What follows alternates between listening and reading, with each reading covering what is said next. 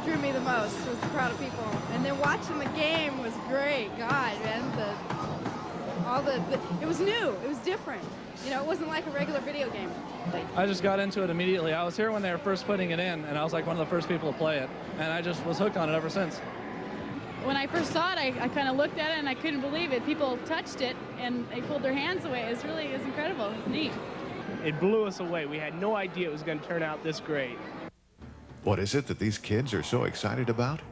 It's a new arcade game from Sega that's different from anything you or they have ever seen before.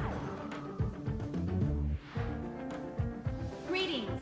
I am Kyla, Princess of the Galactic Federation. I've journeyed through time to find you. We need your help. The game's inventor, Rick Dyer, the same genius who was responsible for another breakthrough arcade game called Dragon's Lair a few years back, describes Hologram Time Traveler best. It's a whole new concept in that you actually have a three-dimensional character projected into space, and people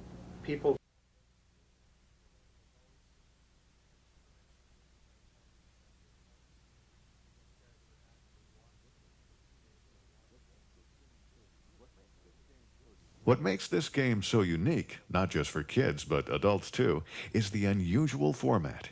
Dyer has been able to shrink his lead characters, real people I might add, down to about 5 inches in height. They appear real in every way, except when you try to touch them. Most holographic projections, you're always separated by glass or a film. With the time traveler, you can actually reach out and touch that character. In the game, as you travel through time with the Marshal, everywhere he goes, there are creatures and villains of every imaginable kind that are out to get him. Oh, Graham. You did it. My hero. Creating this wonderful illusion was no easy process. While details of how it's actually done are being kept secret, Dyer did share with us some behind-the-scenes footage. One of the really challenging aspects of the production of Hologram was in having to work with the actors, because they were having to imagine that there was something there, and they were having to act accordingly when, of course, there wasn't. All there was a green background, or a mat, as we call it. And they actually did quite well, given that there wasn't really anything there when they were acting. Once the shooting was complete, the real magic took place at a special digital effects facility in Carlsbad, California. Here, the dazzling effects were created in a multi-million-dollar facility that was put together especially for this project. It was here where music was given form. Unbelievable effects were created, and the characters were given their voices.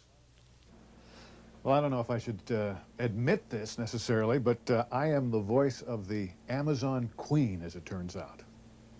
Stay there. Oh, this is embarrassing.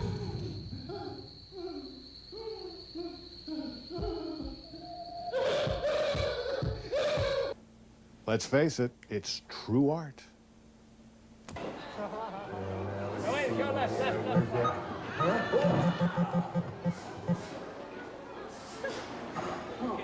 Reaction to Hologram Time Traveler within the gaming industry has been one of pure amazement. Replay, you might call it the magazine of the coin-op industry, dedicated its cover story to Hologram. More than $18 million worth of the games have already been ordered, and Sega is building them just as fast as they can to meet demand. So next time you feel the need to break away from the humdrum of summer reruns, you'll be able to head to the neighborhood arcade and, for just the price of a cup of coffee, travel through time with Marshall Graham. Don't let him get away!